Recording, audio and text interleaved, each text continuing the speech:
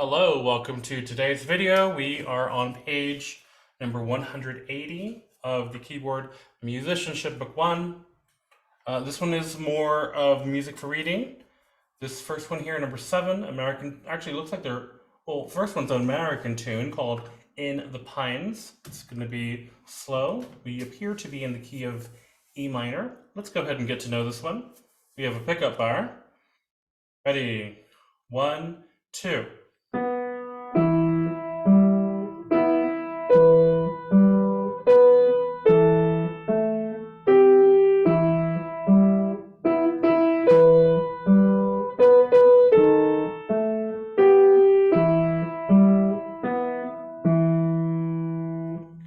When considering the transposition to D minor, remember we have E minor triad, we have that broken, and then we have this A minor, which is the 4, the 4 of E minor. So when playing this in D minor, we're going to have to play a 4 here for the first inversion.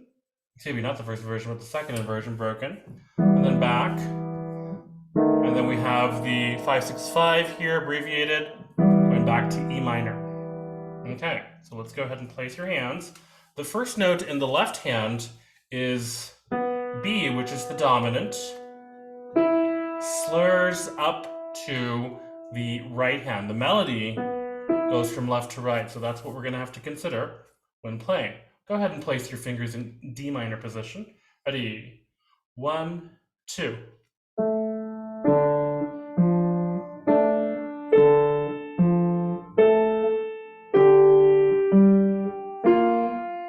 Excuse me.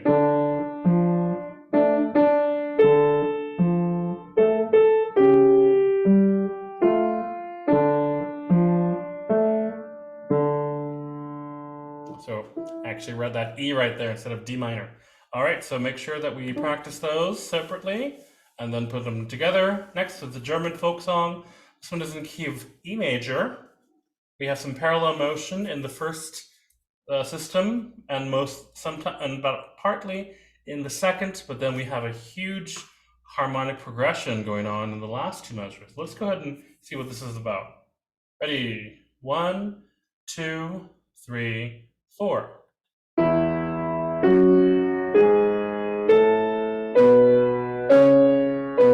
Follow the fingering.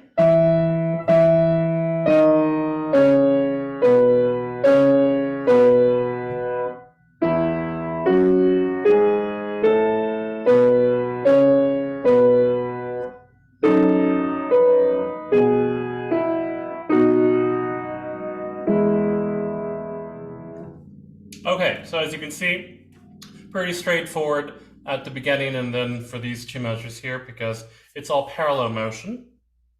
And let's go ahead and play these scales.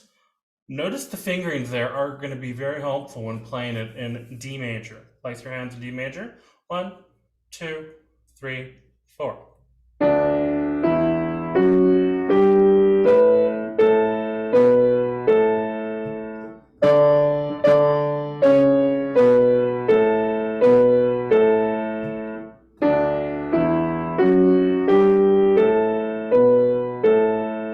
For this part here, you need to think about not just the scale degrees, but also physically push these notes down one step. It may be a good idea to practice hands separately. So let's go ahead and look at the left hand first.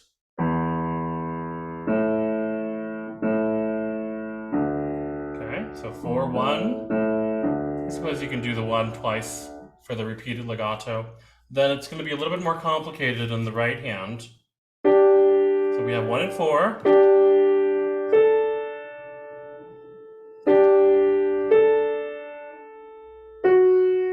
So notice there on beat number 3, you do let go of the half note in the bottom part of the right hand. So you have 2 beats there, but then when you play that F sharp, let go of D before.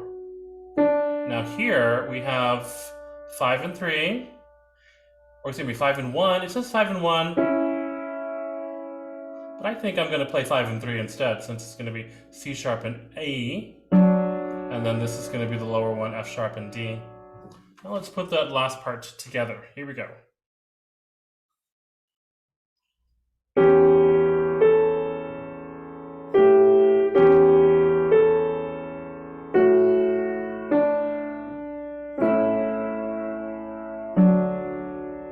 There you go. All right, so let's practice that, and we will see you next lesson.